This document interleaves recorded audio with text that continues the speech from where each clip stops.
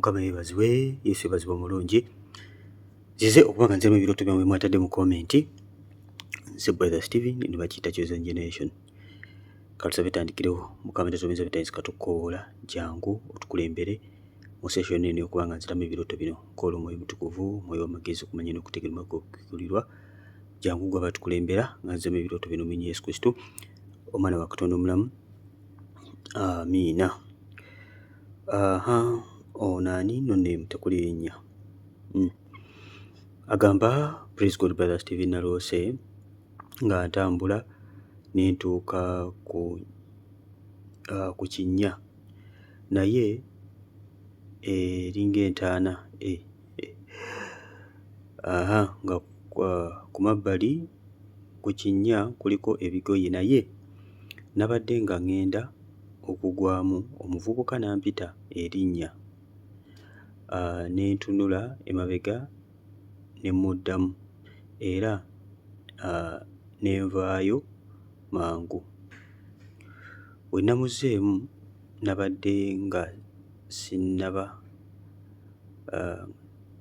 nabadde nga sikirabye. Bwe yampise ne nkiraba era nga naatera okugwamu thanks. Mukama yeebazibwe nnyo. Oluganda lwange lujja lugumiikiriza. Lulungi nnyo okusingira ddala buli muntu yenna mu Uganda. Anyway, ekyoto kino kiraga mukwano gwange nti Mukama Katonda alina kyakulabula. Mukama Katonda alina kyakulabula mu kadde kano kennyini. Wandibanga waliwo ebintu by'obadde ogenda okugwamu, wandibanga waliwo embeera gy'obadde ogenda okuyingiramu naye nga Mukama Katonda akulabula. Naye bw'oba ng'obadde obuuza Mukama, ng'olina ky'obadde obuuza Mukama mu kadde kano n'otekyoto ekifaananako bwe kiti, manya nti Mukama Katonda ekintu ekyakulabula nti nno ekintu ekyo kiringa ekirungi oba ekintu ekyogenda okuyingiramu waliwo ky'otalaba mu kyo. Mukama yeebazibwe. Wandibanga ssaawa yonna ekintu ky'ogenda okuyingiramu tekigenda kubanga kirungi gy'oli. Bw'obanga ekyoto kino kiroose ng'obadde olina ky'obuuza Mukama nti Mukama nnyingire mu kino, Mukama ŋŋende mu kino, Mukama ŋŋende n'ono, Mukama kino, n'oteeka ekinnya nga tokiraba ne bakuyita naye ng'obadde ogenda kukigwamu. Mukama akulaga nti waliwo okusalawo kw'obadde ogenda okukola naye ng'okusalawo okwo si kulungi nnyo mukwano gwange. Sokebera mu kusalawo kw'obadde ogenda okukola okuli mmejja mu bulamu bwo, otegeere ddala nti Mukama Katonda akugamba nti waliwo ekinnya ky'otalaba nga ye Katonda yekka yali mu kiraba ng'ojja kigwa mu maaso eyo. Ono yakuyise, soobera malayika wa Katonda, soobera Omwoyo Mutukuvu, Katonda yennyini ng'akulabula okuba nga togwa mu bunyoobo. Kyova olaba abalokole twesiimye mukwano gwange. Gwali mu bulokole nga tomanyi kyakukozesa, ogenda kusubwa ebintu bingi. Ojja kugwa mu binnya by'otategedde by'otandiguddemu oba oliawo.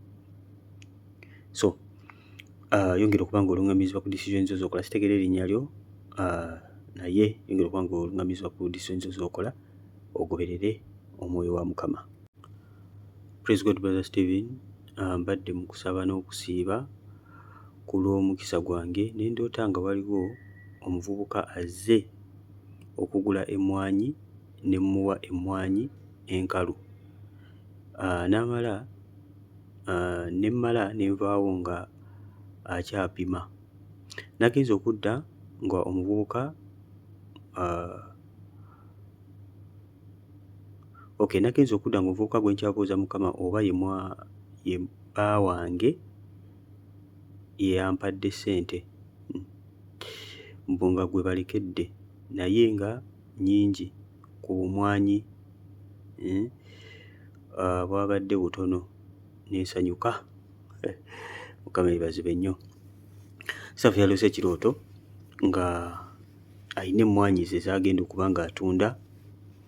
Obwayise obumwanyi wadde nga buli awo butono n'aleka nga babupima naye obadde basaana kupimira mu ngalo oba bumwanyi. Yaleese obwamwanyi apima ku minzaani n'ayingira. Yagenze okudda nga ssente bazitekedde muvubuka. Ate muvubuka gw'abuuza Mukama nti oba ono ye bba wange, obumwanyi babadde butono naye ate ne bamuwa ssente nnyingi n'asanyuka, n'omwami n'amwerabira. Mukama yeebazibwe nnyo. Anyway, ekyoto kino kitegeeza mukwano gwange nti omwami ono alimu omukisa gwo. Omwami ono alimu omukisa gwo. That's why olaba nga gwe bakwasizza ssente zo naye ate yagenza ozikuwa nga ssente nnyingi.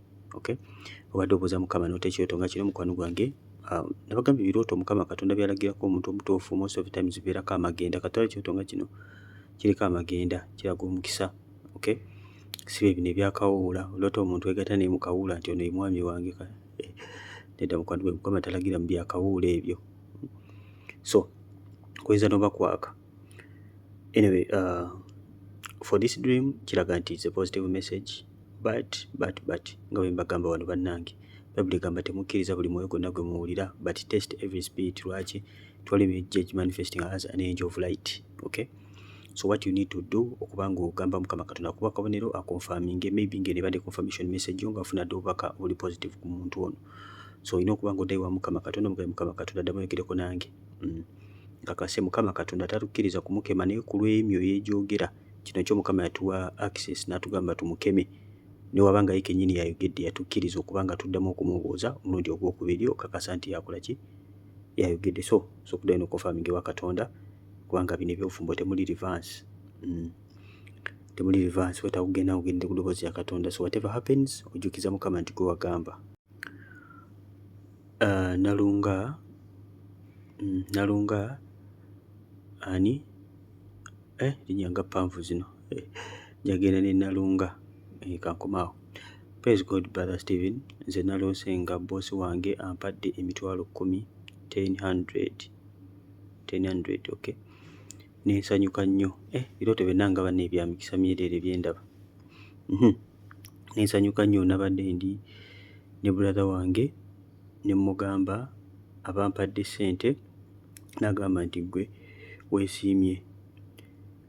Ne mugamba mbadde nina emitwalo 2. Ne mugamba kati mpezeza emitwalo 3. Kitegeeza ki brother? Mukama kuwa omukisa ng'onziramu. Bwe mba sikuddamu tampa mukisa. Mukama yebaze. Mukama mpa omukisa nga nkuddamu. Mukama mpa omukisa oba nkuzzeemu oba sikuzzeemu, Mukama mpa omukisa, si kyekyo.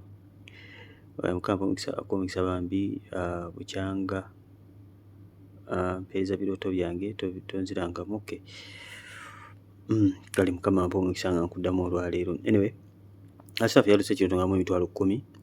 Nabagamba namba 10 eyo oba enamba erina gyolabako 10 representing fullness. Ojja kuddala video gye nakola. Namba 10 etegeeza ki?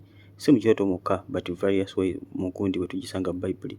Se 10, 100, 1000 yonna etambulirako gundi emu. Number 10 most of the times representing fullness. Okay, fullness.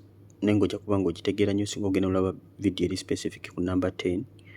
Numbers endala nga 1, 2, 3, 4, 6, 7 and 40. Eno nakola video yayo eri separate.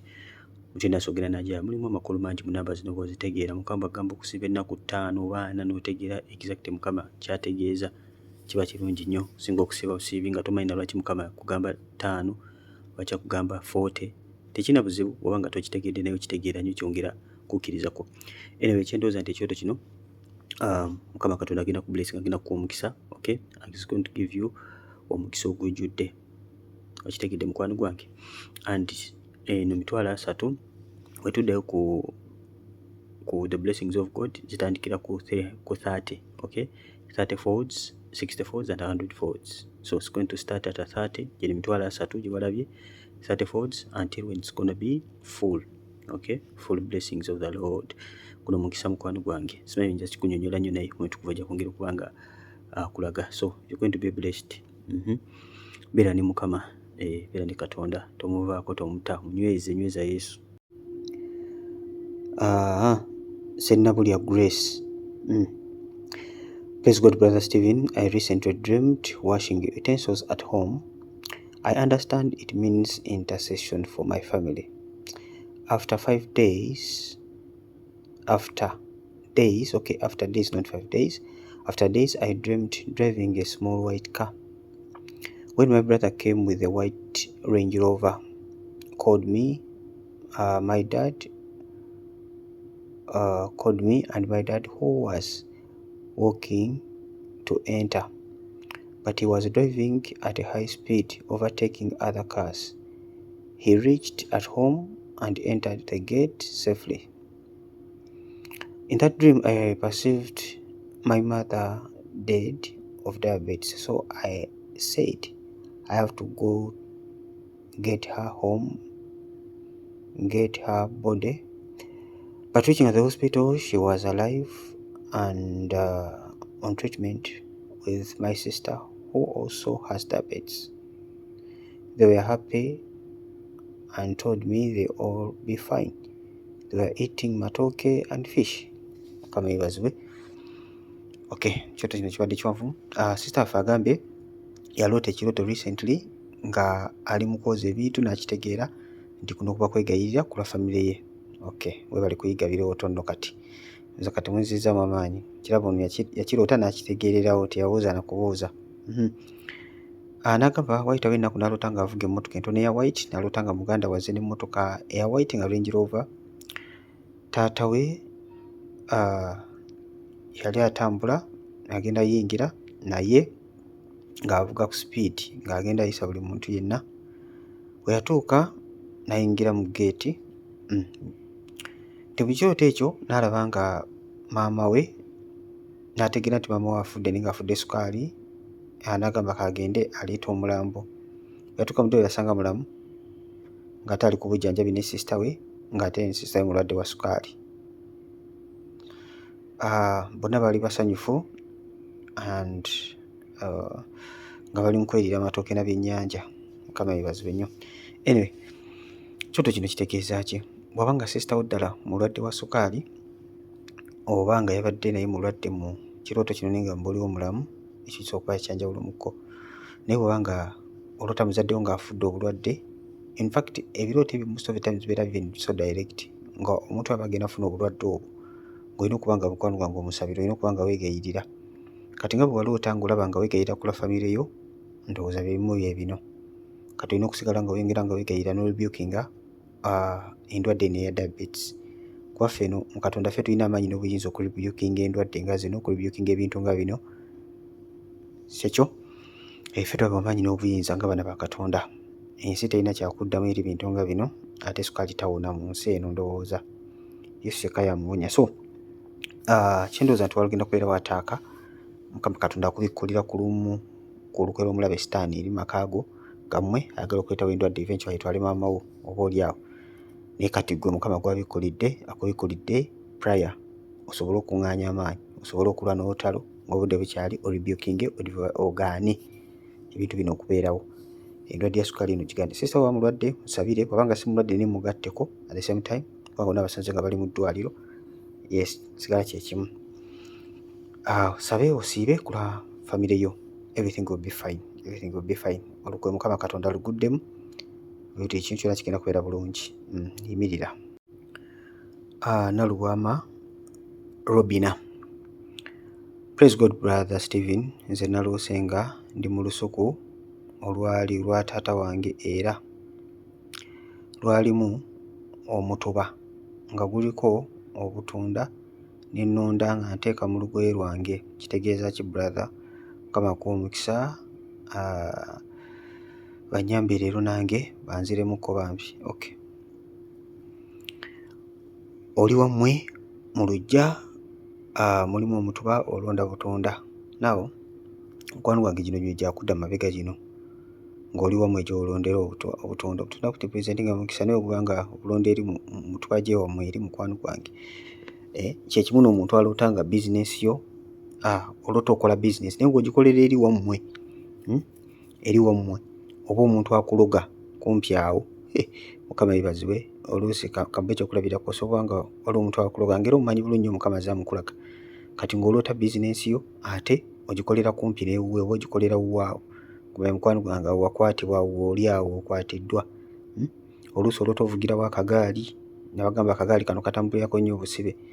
Ng'oloota ovugirawo nnyo akagaali nga tova mu kifo oli awo weetooloola weetooloozi, ate mu kirooto akagaali kaba kanyuma bannange. Akagaali k'omu kirooto nga nokavugira ku mupiira gumu oba okanyumirwa naye nga mukwano wange busibe bw'oba olimu. So kyendowooza nti buno Mukama Katonda akulaga mukwano gwange nti emikisa gikyakwatiddwa ewammwe wetakuba nga osaba okuba nga ovaayo. Ate emituba mugimanyi, emituba gitambulirako nnyo ebintu bwe bityo. So saba mukwano gwange totya tewereka ekintu kyonna, everything will be fine. Ffenna mu Katonda tujja bwe tutyo ate ffenna tubeera mu process until when we are fully delivered. So toli wekka. Toli wekka naye ogenda kukuyita mu process y'emu ng'abalala bonna gye bayita Mukama Katonda okubasumulula nawe ogenda kusumululwa mu linnya erya Yesu. Fiona Nakasiita. Praise God brother, njagala kunyamba ku ndoota nnyo nga neekubya ebifaananyi n'abantu kyokka tugenda okukebera ebifaananyi ekifaananyi kye twabadde twekubizza mbeera ndabamu abalala bokka nga nze siriimu nyamba bambi nange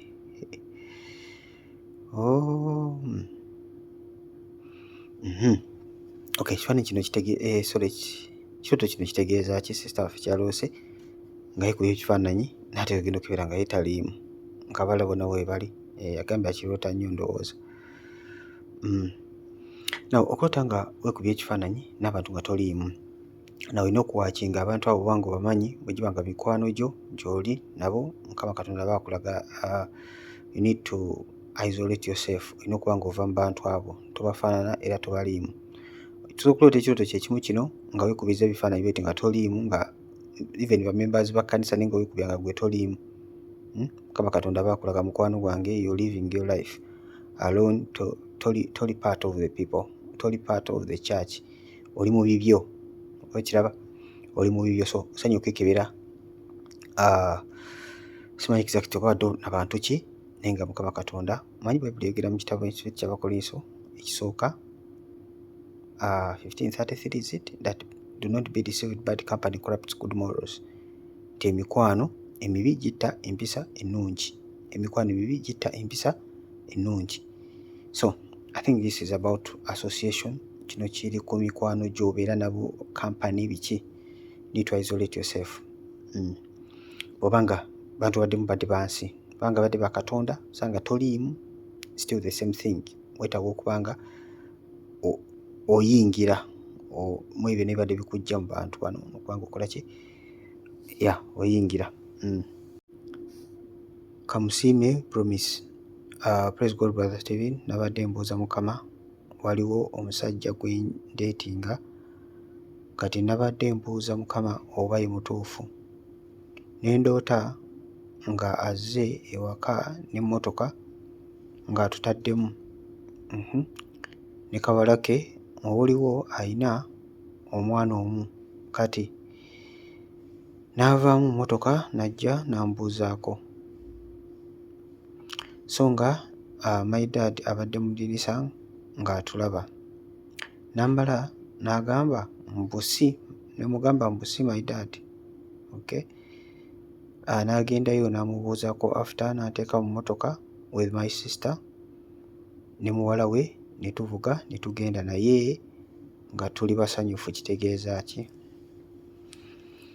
Okay, kirooto kino nzamula ebirooto bye mbagamba. Ebirooto Mukama Katonda byalagiramu abantu bibeeramu amagenda, bibeeramu ki? Amagenda. Kati nga kino, mukulu azze ne kawala ke bazze mu mmotoka ewaka, ne taata agyali n'amubuuzaako, tewali kawuula yadde gw'olabawo awo, tewali kawuula.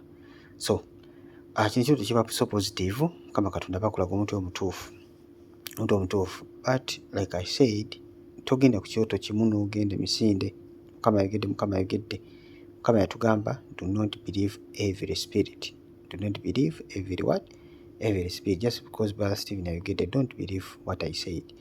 Genda oddeyo obuuze Mukama oba kyenjogedde kyekituufu, oba Mukama kyakugambye kyekyo, oba mukwano gwange togenda ku kirooto kimu mu nsonga nga zino ez'obufumbo. Okay, you need to have several messages from the Lord regarding this matter. So okuddayo n'obuuza Mukama nakuwa akabonero oba nakuwa message endala confirminga kino kyennyini. Mukama waffe omulungi yeebazibwe.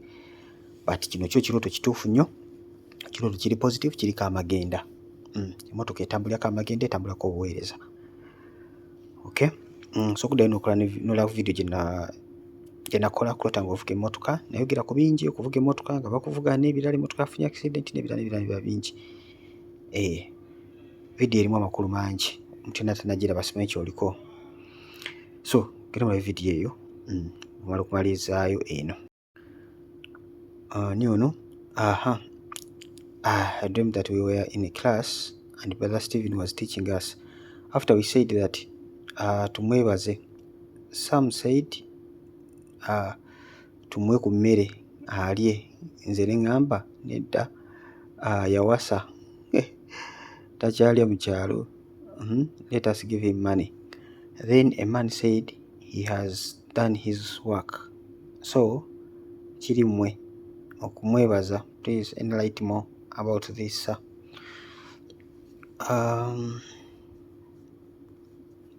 Okay, enamba yange eri awo wansi, akitegedda ku Mukama Katonda engalo ez'amaanyi, sijja kyogerako bingi. Bayibuli egamba twabasigamu eby'omwoyo kyakini ne musigamu ebyaki eby'omubiri. Anyone who find this useful, you can bless us, and ne Mukama naye alina kuwa omukisa. Abasiima emirimu gye tukola bannaye musobola otublessinga.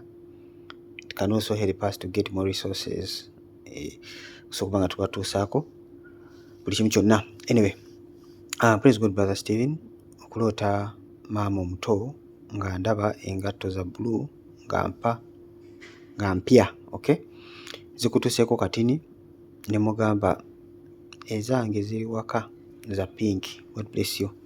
Ezo ziri waka za pink. Pink kala nungi, representing favor, kala nungi nnyo, and kala blue kala nungi naye kubanga zikutuse, bwe ziba zabadde za maama omuto nga si zizo olina kusabira ye. Kala nungi nnyo ya Bwakabaka bwa Katonda, ono amagenda g'Obwakabaka bwa Katonda nga ndiba tegali bulungi, okay, so etaaga kuba nga omusabira. Simanyi bamulokole, bwaba mulokole manya nti his salvation is at stake. Etaaga kuba nga okola ki, baba nga omusabira. Banga si mulokole wakubuulira njiri, beera nga omusabira. Sometimes abantu nga tebali kumpi naffe, tozina ngeri gy'omutuukako, so what you do, you intercede for them, ne bigayira Katonda abasindikira abulizi b'enjiri, ate abakwateko emitima gyabwe kuba Katonda yalukola. Katonda omuntu yenna batamukuteko tasobola kulokoka. Omuntu asooka kayana byonna byakayana mpaka ku makya nga si wakulokoka. Naye omuntu Mukama gwakute ku mutima, tewetaaga kayana naye, Mukama aba yamukoze muddo omulimu, ojja buzinga okungula. Mukama yeebazibwe, ojja buzinga okungula. Era omuntu yenna ogenda kubuulira enjiri singa nnyo okusaba okusinga okwogera ebigambo ebingi. Yes, kuba Katonda yakola ki, yalukola. Ffe tubeerewo as witnesses nga tugenza okumukiikirira. Beera nga omusabira bwebanga nga tuzabadde zze, kujja nga zabadde zo, then gwe weetaaga kuba nga weesabira. Kuba sitegedde wano bazabadde za maama muto.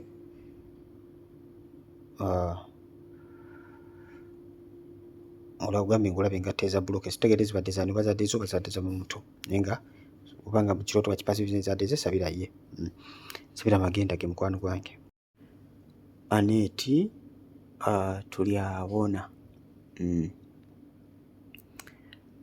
Okay, praise God brother. Brother Steven, weebale kuweereza bambi. Naloose ekirooto nga Bobi Wine ampa ebitabo 3 bya 200 pages. Bwe nagenze okumuwa ssente n'aŋŋamba ampadde oba abimpadde oba kitegeeza ki bambi.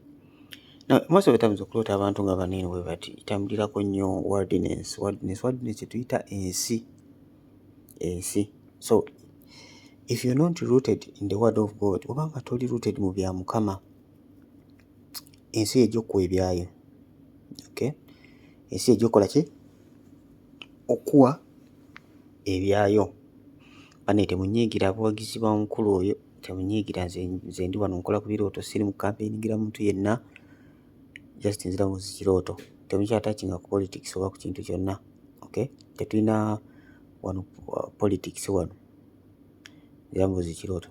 Okay, so kyekyo mukwano gwange, weetaaga concentrating mu bulamu, weetaaga concentration. Otherwise bw'otaba tolina concentration tekitegeeza nti ogenda kubeerera awo. Ensi egenda kuwa ebyayo, and they are giving you volumes, 3 books, buli emu ya page 2, ze page 600. Ensi ekufuula busy mu byayo, kati weetaaga okuba nga weeyawula mukwano gwange, concentrating ku bintu bya Katonda.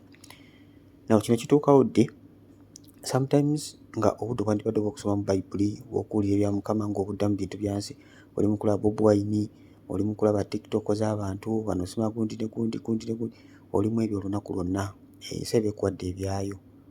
Let me tell you, Bannakyozi mubeere very serious.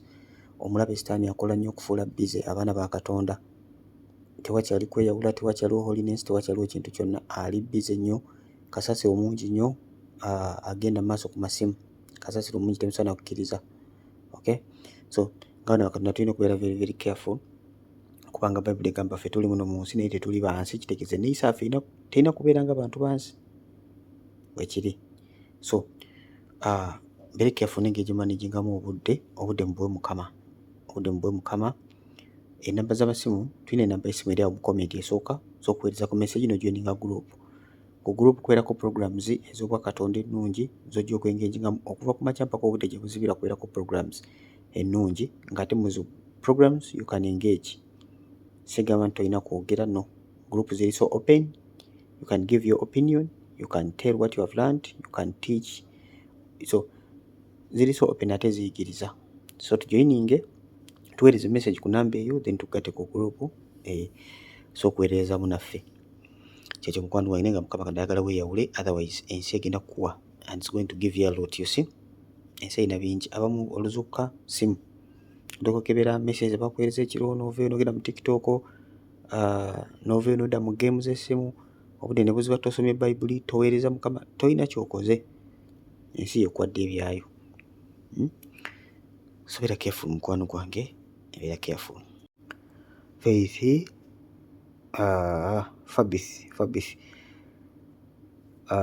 Fabrice tukamushaba agamba praise God brother in Christ. Ndoza mutegedde lwaki bampita brother Stephen. I am your brother in Christ. That's as simple as that. Siri mufaza, siri mu brother omukatoliki. Ali mukatoliki navaayo.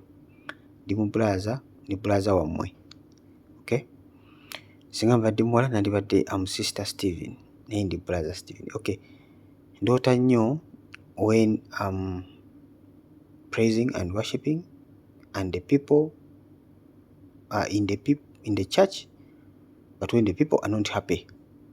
Okay. Nekirala emiyembe kitegeeza ki? God bless you. I'm in Saudi Arabia. Now emiyembe kwe tujja okutandika, emiyembe kyekira mukisa oluusi Mukama gikozesa okulaga ebibala eby'omwoyo ebiyimiridde mu bulamu bwo. Okay. Kisinzira emiyembe gibadde myengevu, gyose gigudde wansi, obadde ogikuba, obadde onoga mito, kisinzira ekyoto oba okiroose. Amakulu g'emiyembe nga most of the times giba gyengedde, kitambulirako omukisa, giba givunze, amakulu gategeera. Tiwabeerawo emiyembe giba gipollutinga, mukisa bwe gitta emikisa giba gifa. Regarding kyokuba nga oli mu praise and worship naye nga abantu si basanyufu, simanyi ekyoto kyonna bwe kyabadde, but most of the times bw'oba nga oli mu kukulembera nga gwe obadde wakulembedde praise and worship naye ng'olaba abantu tebakola ki, tebavaayo, si basanyufu. Mukama Katonda ayinza okuba nga alaga ggwe nti mu butuufu praise and worship yo gy'okola ekola ki, ebuliramu, ettendo yo terivaayo mu maaso ga Katonda, terivaayo. Okay. Oleberawo Mukama Katonda byateeka mu ffe. Manyi emiteri bwetandika okusinza Mukama, it's not just our feelings that we feel good, you know. Ebitandika okusinza Mukama Katonda, praise and worship enereeta Mukama Katonda mu bulamu bwaffe. Praise and worship esumulula, it's not just a thing ey'okweshuwalinga okwezza mamanyi, no. Ojja kuba nti ekusitula omwoyo gwo, oyinza okuba guli wansi n'osinza Mukama omwoyo gwo ne gusituka, naye ate praise and worship ereeta okubeerawo kwa Katonda. Okay. So mulaba nga abantu si basanyufu, manya nti mukwano gwange ekola ki, ebulamu. Ebirabo Katonda byatuwa ebimu tebijja nga biwedde, aleeta parts their assembly required. N'ogattagatta ekirabo kyo. Mutakira ku makya nga is a pastor. No, it is a process. Mukama n'aleeta kino n'amugattako kino n'amugattako kino n'amugattako kino, you know, n'amucompletinga. Talina okubeera very diligent, asoma ekigambo kya Katonda n'akitegeera, otherwise aba talina byagenda tutusomesa. Mukama tagenda mu installinga mu Bayibuli abeere nga computer, no. Ajja gisoma, ajja kugitegeera, atwale obudde asabe, abikkulibwe, amuwa ekigambo, amwambaza amaanyi kubanga akola omulimu gwe. See process. So n'ebirabo ebimu Katonda byatuwa bijja tebiri ready, byetaaga okwasembolinga. olina okubeera very diligent okulaba ng'okola ku ekyo ekirabo Katonda kyakuwadde ng'ofaayo. Mukama yeebazibwe. Bwekityo bwe kiri bane, kimanyi mwenna Bannakyozi mulina ebirabo, abamu muli just bagayaavu, mulowooza nti ekyamagero kigenda kubaawo nti no, every time we have to be very diligent. Olina okubeera dedicated. Woowe osoma omuntu eyali omugayaavu ng'ali w'amaanyi mu Katonda. In fact Yesu talondangako omuntu yenna mugayaavu, tamulondangako omuntu yenna mugayaavu okubeera mu batume. Yasanga abasajja bali bize, aba Peetero baali bavubi, Peetero yali avubye. Yesu okumuyita ogenda okukola ki? Okufuuka omuweereza, okumuyita amugoberere, yasanga avubye ekiro kyonna nga tebakwasizza kantu. N'alyoka amugamba okuva leero ogenda kuvuba ki? Ogenda kuvuba abantu. Sikamusanga avubye ekiro kyonna tebakwasizza kantu, baategana paka ku makya. Yali mukozi w'amaanyi. Ne Yesu n'amugamba suula obutimba bwo, n'asuula ku lw'ekigambo kya Yesu n'akwasa n'ategeera nti ono Katonda. N'alyoka amugoberera naye ng'ali was very hard working man. Tax collectors Yesu yasanga they were very hard working people. Bo baalingamu ebitali birungi naye they were very hard working people. So mwe abantu abali lazy mu Katonda nga mulowooza nti Mukama agenda bakozesa maanyi ne laziness zammwe, mugenda sanga obuzibu bw'amaanyi. Katonda wakunoonya nnyo ate ebintu byonna byakukola n'amaanyi with diligence, si byaggayaala. Ono bamuyise Hexo Julian. Ate andoota nnyo nga nzadde abalongo. Hexo ozamulidde amannya agali chosen. Hexo Julian, Katonda wange.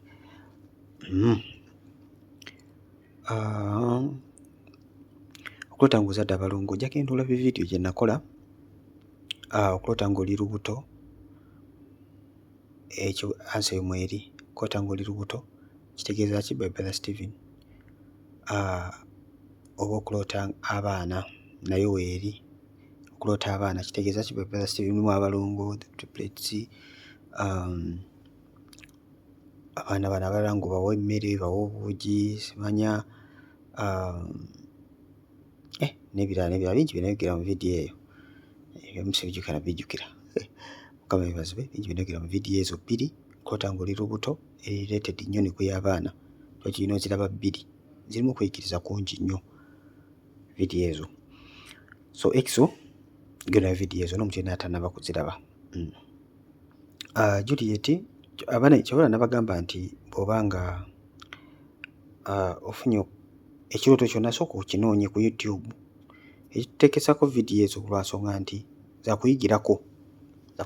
So bw'obanga ofunye ekirooto kyonna tolinda kugamba saaliwo, tewaliiwo fine naye content yenna gyali. So what you need to do, genda oteeke mu kyoloose mu Luganda, oteekeko kitegeeza ki? By Brother Stephen. Then ojja kuba nga ofuna vidiyo kebera mu list gye baba bakuwadde, ojja kulabako vidiyo zange zonna ziriko ekifaananyi kyange n'ekigambo kibeerako. Vidiyo gye mba bagambye kubeerako n'ekigambo kyennyini. Zibeera vidiyo si mpanvu nnyo. Kukwasiza kuddamu bibuuzo, just mbeera nsomesa ku kintu kimu kyokka. Mukama yeebazibwe. So kyekyo mukwano gwange. Anyway, okulota abalongo is a double blessing. Wera mukisa oguli double. But kisinziira. Omanyi omugamba mugenda mupeze ekyoto naloosa abalongo n'okumaawo. Okulota abalongo kitegeeza kino okumaawo. Naye ng'abalongo baafudde. Oba abalongo waliwo bye byabatuuseeko. So nekugamba it is a double blessing but in actual sense nga Mukama Katonda akulaga nti empisa giri mukola ki? Mukwonooneka. So kyesinziira gy'obaloosemu but gye naba just kubazaala buzaala generally ng'obazadde is of a double blessing. Okay. Kyo kisobola so direct ng'ogenda kubazaala but onadde olaba vidiyo ojja kulaba bingi bye nayogera ku kirooto ekyo eky'abaana n'ekyolubuto. Bingi nnyo ebiri omwo. Juliet, oza Juliet muganda wa Julian, ndaba eddiringanya wano. Ebikwano singa mwafuna dda n'emikwano ku Chosen. Abalokole emikwano gyammwe gye giriwa? Oludde wano ku Chosen comment eri full. So kati mwemanyira okwemanya. Mukama yeebazibwe. Singa mwemanyi nti sister gundi oluwa.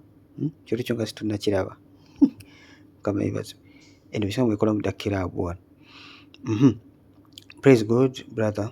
Nalota nejjamu sharp instrument like an axe. N'okwejjamu envunza kitegeeza ki? Okweggyamu sharp instrument like an axe ng'ovaamu embazzi. Ebirooto bisesa. Omuntu embazzi ovaamu, ye embazzi ng'evaawa wonna bannange? Yayitawa? Embazzi yayitawa ng'ogyeggyamu? Anyway, okuloota ng'oggyamu envunza, mukwano gwange Mukama Katonda aba akulaga kuba kusumululwa. Envunza eyo ogiraba ng'envunza n'emuseeyo omwoyo gubeera muzimu. Gibeera mibi gye giba gikusaakinga gino gikanywa omusaayi. Kubanga envunza enywa omusaayi mukwano gwange. Waliwo emyoyo emibi egyo gye gisaakinga omusaayi, waliwo emyoyo emibi egyo nga gyo gidipendinga ku musaayi. Eyo tegisaaga, ensi ey'omwoyo tesaaga mukwano gwange. So olw'okubeera kusumululwa, kubadde oli mukusaana okusiiba naddala kubadde onya Katonda n'ota nga weggyeemu envunza. Manya Mukama Katonda aba akulaga olina ky'osumuluddwa mukwano gwange kibadde kikunywa. Now, envunza zino kyakulya na bagayaavu bannange. Kyakulya bagayaavu. Abagayaala mu nsi ey'omwoyo envunza zijja kubalya. Bagayaavu n'abacaafu bwe batyo. Anyway, akuloota nga weggyamu era embazzi nakwo kubeera kusumululwa. Mukama Katonda balina kyakuggyeemu ng'ate kibadde kikuluma, nga kibadde kikufuukidde obuzibu, kibadde kwetako akazito. Era bw'oloota ekyoto kino nga okivuddemu olula nga mutuufu waliwo ky'oweewuseeko nga tomanyi bakikutikudde wano ng'owulira nti oweewuse. Ebyoto nga bino ozuukuka olina emirembe miyitirivu bannange. Ng'obula gamba Yesu ajje tugenderewo kati saawa zino. Gamba ajje kati tugende, nateredde dda. So byonna byakusumululwa mukwano gwange. Ebirooto birungi nnyo byakusumululwa. Embazzi. Mutesi Anet. Praise God, brother. I dreamed when my boss tells me that why can't you get married? Be blessed. Mutesi baloose boss wamugamba lwaki gwe tofumbirwa naye? Kwata nga boss agamba tofumbirwa, kyandibanga mukwano gwange Mukama Katonda yakugamba kennyini. Abagamba nti Mukama Katonda akwesa nnyo baboosi baffe, baganda baffe, basumba baffe, ba church members, bazadde. Njana kwota brother Stephen agamba gwe lwaki tofumbirwa, gwe munakyozeni gwe lwaki tofumbirwa. Anyway, obanga oli singa Mukama Katonda ayagala osabira ekintu ekyo eky'obufumbo, wandibadde saawa zino okisabira.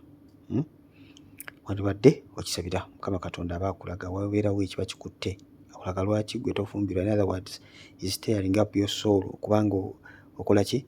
Omanyi ebiseera ebisinga ebintu ebimu bw'oba tonnababikoowa bulungi tosobola kusumululwa. Kaba buli amazima agatakaawa naddala mwe bali mu comfort zone. Obanga oli muzibe ng'oli awo otudde Yesu ng'ayitawo n'otaleekaana, ng'oshuuminga mbu Yesu alaba mu nsi ey'omwoyo ajja kukulaba w'otudde, Batumaayo yandikuyitako. Mukama yeebazibwe. Batumaayo yali atudde bulungi nnyo ku kkubo, buli muntu yenna bw'alaba ng'asabiriza. Yesu n'amuyitako bulungi nnyo ng'amulaba. Mulowooza Yesu yali tamulaba? Yamuyitako bulungi nnyo ng'amulaba n'agenda. Yesu alaba omusajja yeetaaga n'amuyitako. Abantu bonna abali mu nsi eno abali mu bwetaavu Yesu abalaba bonna. Basingo bonna abalaba. Bannamwandu bonna abalaba. Bamulekwa bonna abalaba. Abatalina kyakulya bonna abalaba. Abatalina ssente abalaba. Abatalina fiizi, abatalina mayumba, abatalina mirimu, bonna Katonda abalaba. Yesu alina obusobozi obukukola ku buli nsonga za buli muntu yenna ali mu nsi eno. Yatabawo n'akola ki? Yeetaaga. Naye Yesu waakunoonya, Yesu waakuleekaanira, Yesu waakuyita nnyo. Olaba yali mu lyato nga yeebase ng'eryato libbira nga naye ssebo mwali naye nga ye yeebase. Bamala kumuzuukusa. Yesu waakuyita emikwano. Abulidde kino mwenna mukitegere bannakyozi, Yesu waakunoonya. Kuba togenda kunoonya Yesu biveeko. Osuubira nti agenda kukusanga awo akwegayirire. Mukama yeebazibwe. Anyway, nga bwe mbagambye nti embeera emmwe batennaba kukutama. Kyova olaba sometimes Mukama Katonda asitayalinga apo embeera n'egolokoka ekusooka ekutame bulungi osooke weekyawa olyoke onoonye Mukama. Kubanga ebyokunoonya Yesu byakwekyawa, si byakwesaasira, byakwetika musaalaba. Osobola okufuna results. Okay? Olw'ensonga Mukama alekayo ebintu ng'ebyo emyoyo gyaffe gisobole okuba nga gyambala amaanyi. Kuba Katonda agala tulaba nga ye. Yesu agala tulabe nga tulinga ye mu maanyi ge gamu. Kati teri maanyi mu bunafu, mwoyo gwo gubeera munafu, teri maanyi awo. Kati Mukama kyava alekawo embeera eno ekuyambe kubanga esitayalinga apo buli kimulamu bw'osobola okuyingira mu kusaba oyambala amaanyi. Sometimes Mukama embeera agirekawo okusobola okubaako otuuka ku level kw'ayagala otuuke alyoke akusumulule. effe eva tufokasinga ku kintu ekyo kimu, njagala kino Mukama naye n'akireka asooka okuleka oyambala amaanyi kubanga Amy yakkuza mu kifaananyi kye. Obitegedde? So mukwano gwange, in other words, Mukama alina kyagamba nti wano waliwo obusibe, lwaki tofumbirwa? Nawe kati ekibuzo kimu kiza eri Mukama lwaki sifumbirwa? In other words, Mukama akubuuza osobola okuddayo mu maaso ge. Otherwise wonna ddawo ne weetuulako n'olowooza nti bw'onaagalira ofumbirwa ojja kufumbirwa, manya oswadde. Otherwise Mukama akulaga waliwo obusibe, weetaaga okuddayo omubuuze, Mukama lwaki sifumbirwa, lwaki kino kigenda maaso? Batumayo leekaanira Yesu, otherwise ajja kukuyitako bulungi. Sewatu Robert. Praise God, Brother Stephen. What does it mean to dream? When I was at the tap serving people water, then the pastor came with my son and gave me one piece of maize. But I had 2 pieces before giving me hers. I am in fasting and praying. Okay. Onebadde ku taapu ng'awa abantu amazzi, n'aloota nga musumbaze n'amuwa omusooli gumu. Naye ng'agamba yabadde n'emisooli 2, yadde 2 pieces, misooli 2, oba bitundu 2, sitegedde ba pieces oba ategeeza bitundu nga mumenyeemu, musumba ye n'amuwa piisi endala ey'okusatu. Kino ze kirooto kino mukwano gwe Mukama Katonda ayagala oyongereyo olunaku lumu olw'okusaba n'okusiiba. Okay? Ne piisi emu gye baakuwadde ayagala oyongereyo olunaku lumu olw'okusaba n'okusiiba. Yes, kunoonya mafuta. Eno taapu gye walabye ng'oliko, bagamba taapu eri presentinga mafuta, amazzi gakigira mafuta. Kunoonya mafuta mukwano gwange. So olunaku lumu olina okuba nga oyongereyo Mr. Robert. Kale Mukama akuwe omukisa, odde wano n'obujulizi mu linnya lya Yesu. Nansubuga Sharon. Yesu yeebazibwe brother. Nze naloose nga ndi mu luggya lwa mukama wange nga waliwo akantu akalinga akakalabanda. Banne akakalabanda mwakalaba kuwa? Oba mwawulira sitooli za bukalabanda? Kati wategeeza nti kano kakalabanda. Awo kino ekyoto kigenda tunyumira bannange. Akantu akalinga akakalabanda nga kali nga waliwo omukozi omulala ng'alina amata mu bboto. Akakalabanda ne kagamuggyako ne kaganywa naye nga kamala kutusiba kintu, nga kiringa ekigoye okuva ku bibegaabega okutuuka mu mabeere, nga katwaliramu n'emikono, mpulira nga tosobola na kuva mu kifo. Nze ne mpita Yesu ne nfunamu otwanyi tutono nnyo, ne nkaggyako amata. Awo omuwala oli n'ajja we kali ng'akalabanga omwana. Anyway, Mukama waffe omulungi yeebazibwe. Ekyoto ky'akakalabanda, ono omuwala ye omulala akalabanga omwana, ng'akalabanga omwana ate bwe nooyita Yesu n'okaggyako ki amata. Anyway, kyenooza nti Mukama Katonda akulaga waliwo emyoyo gye giri awo. Simanyi oba waliwo omukozi omulala, waliwo omukozi omulala manya nti nannyini kakalabanda nogulaba akayita ng'omwana kanywa amata ge. Omanyi abantu balina ebintu ebibatambulirako abamikwano, kye balina okutegeera. Abantu balina ebintu ebibatambulirako. So okujja n'akakalabandako okuva e Uganda akanywa amata ago n'okaleeta e Saudi, nga oli z'okola ze kanywa nga weebuuza essente zange ziragawa. Era mmwe abaali baweereza lubaale, aweereza ezo empewo z'ekika, wasooka kgenda mu bajjajja n'olyoka ojja ku kye mukwano gwange akalabanda kajja kunywa amata ago. Amata gakiikira mukisa gwe mukwano gwange. So kano akalabanda kolabya kabadde kabasiba, nga kasooka ne kabasiba ne kalyoka kanywa amata. nga bwe mulowooza nti bintu bya kusaaga tuli mu muzannyo kumbeera amata gakola ki kaganywa. Kyandiba nga mmye mukwano gwange egifugira awo giba nga gyagala okuba nga gizikiriza ebyenfuna byo. Naye ekirungi olina Yesu Mukama Katonda akufuula exempted era emyoyo egyo kyolina okukola kubimira olwana kalabanda kano kakube. Twakkiriza ne bagamba mikwano buli wantu wonna obeera olina okuba nga gwafuga ne Yesu. Temukkiriza buno bukalabanda kufuga bwe mubeera bannange balokole. Akakalabanda kakube bejja emyoyo gyonna egira obanga waliwo omukozi aliwo mu nnyumba emyoyo gyonna egimufugiramu egitambuliramu gyonna gyahabalinga gyayonsa gyayita omwana emizimu egyo gyonna gwasingawo amaanyi awo emyoyo gyonna egifugira mu nnyumba egyo kube otherwise amata go bajja ganywa nga kalabanda ate nga kajja kukusiba ngoloza bya kusaaga kajja kukusiba emikono kalusaana kwekyusa. Twebaza Katonda w'amaanyi. Ani ono nonne ndoota boosi wange nendoota boosi wange omukadde boosi wo omukadde ng'akutte akaliga ngatto oba akaliga akato ndabako engatto akaliga engatto ka white white colour nenkwatako nga bannange nga kaweweera nendaba endiga ensajja y'enkosa amabeere. What does it mean? God bless you. Bannange kino ekyoto bannani akitegedde.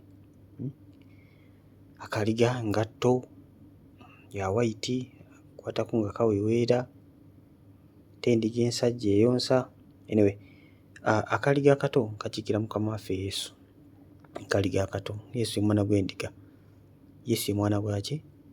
Ye mwana ogw'endiga. Kitegeeza waliwo endiga ensajja waliwo endiga endala kati Yesu ye mwana gwaki? Yesu mwana gwa ndiga. Anyway, ekyoto kyo ojja kyevvuunulira naye wabadde akaliga akato ojja kuteekawo Mukama waffe Yesu. Ojja kuba nga otegeera amakulu gaakyo kubanga paati zino endala tewaziwandiise bulungi. Tewaziwandiise bulungi tezitegeerekese naye wali akaliga akato teekawo Mukama waffe. Era byonna ndowooza ojja kuba nga obitegeera tukuva ku ngeri eddala okuba nga akubigiriza. Nannyimba summary. Okay. Praise God, Brother Stephen. I dreamed when I was walking and I found policemen. Then one asked me a certain question which I don't remember, but I was eating a bread while walking. Then at the end he told me that tusiiba 8 ku 8. What does it mean? Bambi, help me please. Yes. Mukwano gwange kino kyakusiiba. Kino kyakusiiba. Omugaati gutambulirako kusiiba gutambulirako omukisa kigambo kya Katonda. So kino kya mukwano gwe kyakusaba na kusiiba 8 ku 8. Simanyi emigaati wadde osobola ogiraba wadde oli emigaati osobola ojjuga emigaati wadde olina ziyinza okubeera ng'ennaku zoyinza okusaana okusiba naye kati tozimanyi nti osobola okwenkolalira omuntu kunakuwulira whether it is 24 or 12 hours. Because 8 ku 8 esobola 24 still esobola kubeera 12. Esobola kubeera 8 ku 8 nga 24 esobola kubeera 8 ku 8 nga 12 still. Oba ku 8 ogwa kumakya 8 ogw'ekiro paka ku 8 ogw'ekumakya. Naye nga sigamba mukina kubeera 8 ku 8 12 kya 12 oba 24. So ala siri certain bulungi naye ojja kubuuza omuntu kuva ku budde whether to be 24 or 24 nga tegeeza dry oba 12 still. Kama ajja kuba nga akulaga naye nga kino kuno kusiiba kwennyini mukwano gwange. Ndoota nga ndaba amata mu giraasi. Second naloose ekinya kirizadi n'ekkonkome. Ebyabadde bikola ki bino birizadi n'ekkonkome? Ebintu bino bitambulirako eddogo mukwano gwange. Ebinya ne lizadi ate ne mbuliwosobose obiraba mu nnyumba. Ng'obadde obiroota buloosi ate n'obiraba mu nnyumba. Waloose ekinya togenda olaba mu luumu okirabamu. Bino bitambulirako nnyo eddogo bino binya ne birizadi.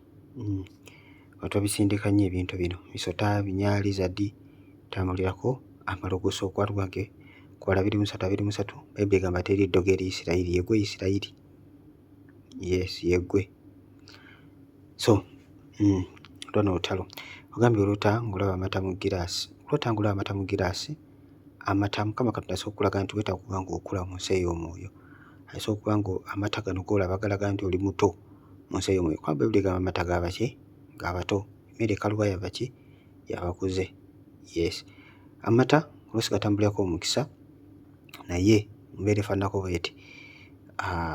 Gano galagira ddala weetaaga kuba ng'okula mu nsi ey'omwoyo. Tukula tutya? Nga tusoma ekigambo kya Katonda, nga tuyigirizibwa abantu abategeera ekigambo kya Katonda, okay? Ng'ate tunoonya Mukama. Omuntu omuto omwoyo tasiiba dry, asiiba 12 naye yakwewolereza. Mukama yeebaze, waba munafu, asaba eddakiika 5 obudde obusigadde bonna bumala mu TikTok. Oyo munywi w'amata, buli kaseera bakomplaininga, yagala nnyo complaininga okusinga okunoonya solution. Ng'omwana omuto, omwana omuto yakomplaininga buli kaseera, ate omwana omuto talina solution gy'awufalinga. Buli kimu complaininga, bannaye musabe nnyo kino, musabe nnyo kino, munsabye biki.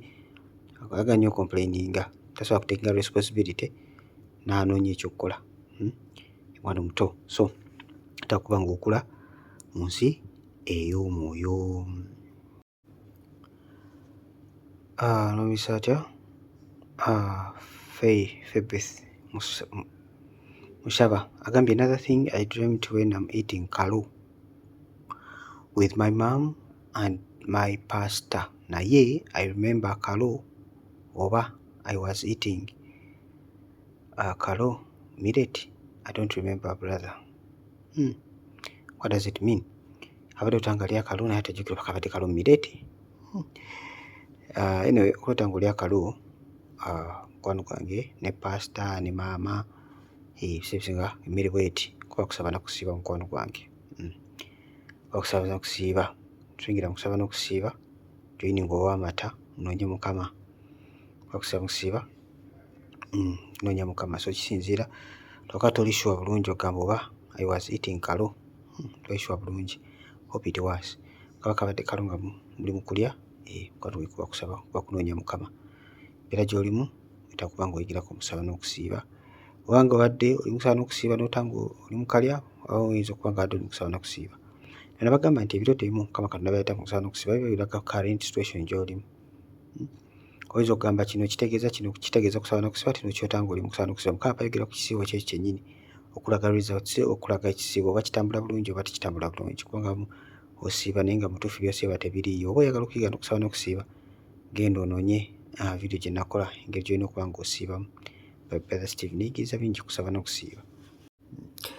But for this one, ng'otudde wamu pastor, kusaba n'okusiiba, but it's more of fellowshipping with the Lord, communing with the Lord. Yes. Yingira mu kunoonya Mukama, communing wamu ne Mukama waffe, ogenda kulaba results mu bulamu bwo.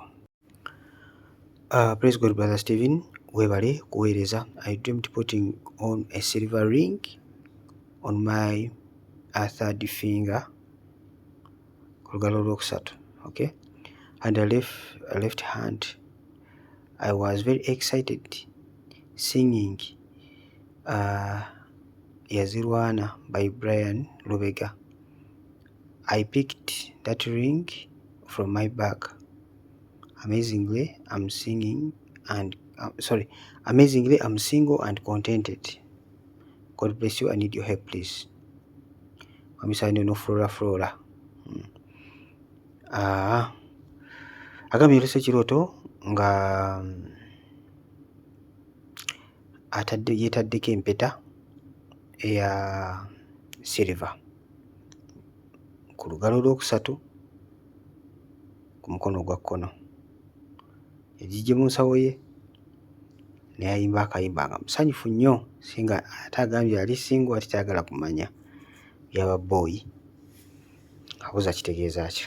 Now, kyendooza ekirooto kino kyogera mu current situation gy'olimu ey'okubeera ng'oli single and contented. Mukama yeebazibwe. First of all, n'empeta y'obufumbo bagiteeka ku lugalo lumeka? Bwe luba ng'oba luva ku kigalo ekisajja lubeera lwakuna. Kano kagalo ng'ovudde ku nnasu akaddako kwe bateeke empeta. Gwoba atadde ku Lwakusatu kitegeeza lwe Lwawakati, wonna gy'obala yonna gy'ova lusigalira Lwakusatu. Oba ova wansi oba ova ku kikalu kisajja oba kanansi lusigala Lwakusatu.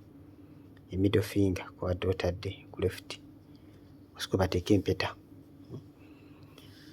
Kwati ateekako engagement. Naye kinjagala okugamba, being single and contented,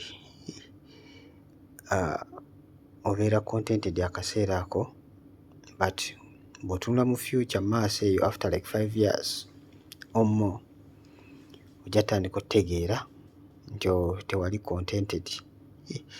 Mukama yeebazibwe. Waliwo nayogera ne mbagamba nti obeera single and contented mpaka bw'okula. Genda olabe waka oliwo wekka n'akabwako. Waka oliwo wekka n'akabwako, oli awo tolina bazzukulu, tolina mwana, tolina kino, olyoka otegeera nti I was supposed to carry the cross. I was supposed to carry the cross. So I don't know why you're single and contented. Naye kyendowooza nti weeta kuba ng'osabira mugenda gw'obufumbo. Naye okubeera single and contented n'okuyimba n'okujaguza weeteekako empeta, yimba oluyimba. Anyway, tandika okulowooza kubeera wayita babiri obeere ng'okisabira. Mukwano, ebintu ebimu kati sister Fona ayinza okuba ng'alaba ebizibu bingi, that's why tayagala kubeera mufumbo. Abantu balina various reasons. Abamu ayinza okuba nga alaba ebyokwoza engoye, ebyokulabirira abaana, nga responsibility is the problem. Okay, responsibility. But era gy'onaagenda ng'okula tuuke mu maaso ojja kulaba nga I wish I paid the price. I wish I paid the price because the price mu y'obufumbo it is worth it oba ng'okitunuddemu. Wabula Bayibuli egamba waliwo abo abatagenda kufumbirwa basazeewo bo nga bo kati nga singa sister Fona nasalawo, but it's only for the purpose of serving the Lord. For the purpose of serving the Lord.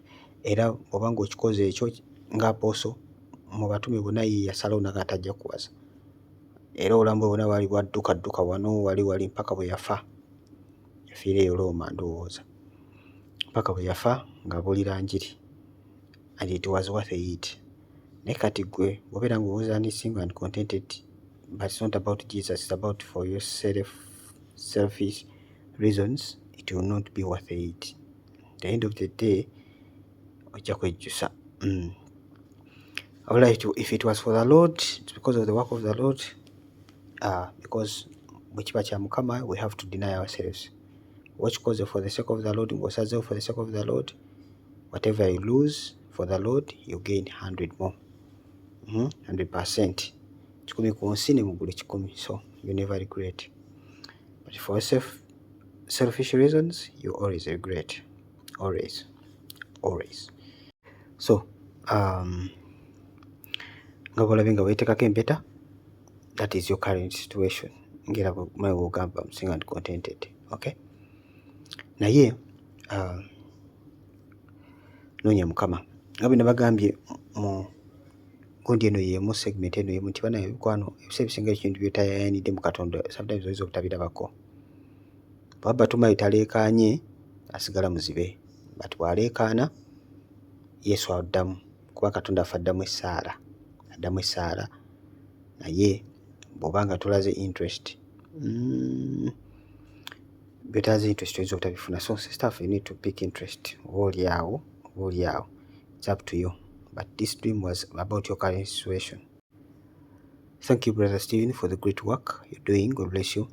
I'm Harriet naloose nga ndi mu kulima ekkubo eya neighbor lyabaddemu omuddo, ate we nasuze mbadde mu kusiiba mbale ebibala eby'omwoyo. Ne ndoota nga nsiba enku emirundi 3. Naye eri mu kyalo ewukojja kitegeeza ki? Mukama waffe omulungi yeebazibwe. Nasafoni yadde mu kusaba n'okusiiba ng'ali mu kulima ekkubo lya neighbor. Okay? Yabaddemu omuddo nga mungi. Okay. At first ndowooza tyadde mu kusaba n'okusiiba Okay, agambye badde kusaana okusiiba baleebala eby'omwoyo. Okay, saana okusiiba nnaku 3. Kuba neighbour eriba nga lyazise nga lyavazeemu omuddo, kuba kwegayirira mukwano gwange. Omuddo ogwo kuba gukiikirira butali butuukirivu, gukiikirira bibi, gukiikirira pollution y'omulabe sitaani. Mukama yeebazibwe. So kuba kwegayirira mukwano gwange, most of the times okwegayirira kuba kulaata kiti ku muntu oyo.